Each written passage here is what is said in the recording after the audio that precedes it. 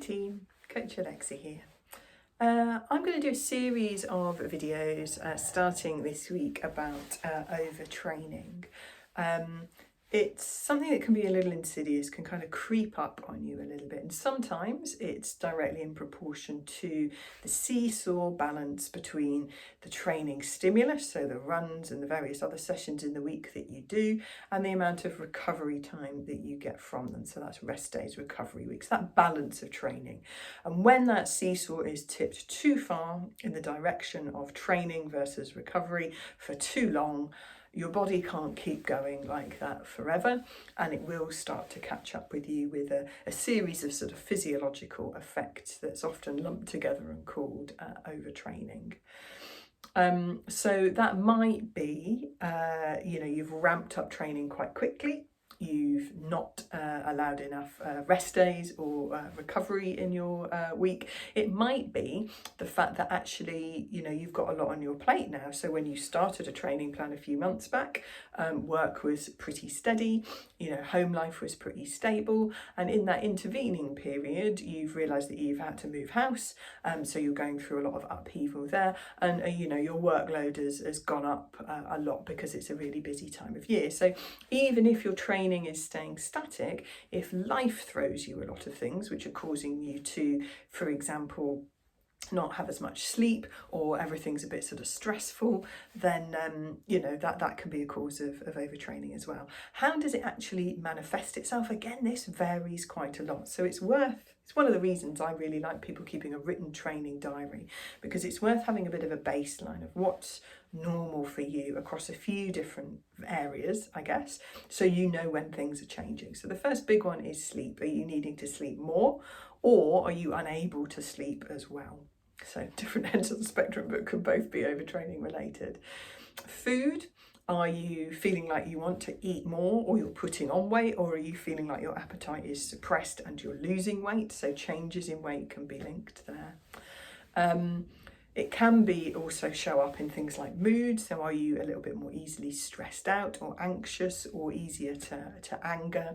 Have you, not got as much sort of, bandwidth and ability to kind of roll with what life throws at you? What are your energy levels like? Are you feeling, really exhausted mentally at work, finding things harder? Are you taking longer to physically recover from key training sessions? So those are a few little things to watch out for, I guess. And if they become a little bit of a trend, it's worth looking into. And as I say, it's worth knowing what your baseline is across some of those variables, so you know if something's starting to change. Now, these things will change, day to day and week on week. Overtraining is more when they start becoming a long-term cumulative effect. And often, as I said at the start of the video, it can be a little bit insidious. You might not notice it as it starts, but it keeps going on for, more than a couple of weeks or so and starts building up.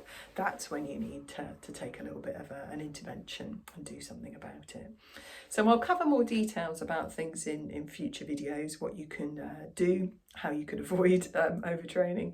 But as I say, the key takeaway from this video is the benefit of keeping a training diary, or even just a more broad diary. My training diary is now lumped in with just a diary of all of the stuff, because to be brutally honest, from our brains and our bodies perspective, training is not a separate thing to the rest of everything. And it's one of the reasons why with the runners that I work with one-to-one, I will usually start off all of our catch-ups with how are you, how's work, how's life, how's stuff, how are you sleeping, all this sort of stuff, because it's a massive part of our picture. One of the reasons I'm quite interested in overtraining is that I did it to myself accidentally 10 plus years ago, training for a 24-hour race. In that final 2.5-3 months of training, selling my flat, and having a really dreadful time at the place I was working at previously. Very long hours, horrible, stressful environment, etc. And that was really having an impact on my sleep. my stress levels, so the amount of adrenaline, cortisol coming around our body, which dampens down our recovery response. And it also, the long hours meant that I just wasn't eating predictably and with the good quality food that I had been before. So whilst my training load was peaking, that would have probably been manageable physically if I hadn't been trying to sell my flat and going through a pretty dreadful time at work at the same time. So, you know, it's worth taking a bit of a snapshot, a bit of context about all of your life, because all of these things interplay. Anyway, I hope that's useful, and keep an eye out for the next couple of videos on the topic of overtraining.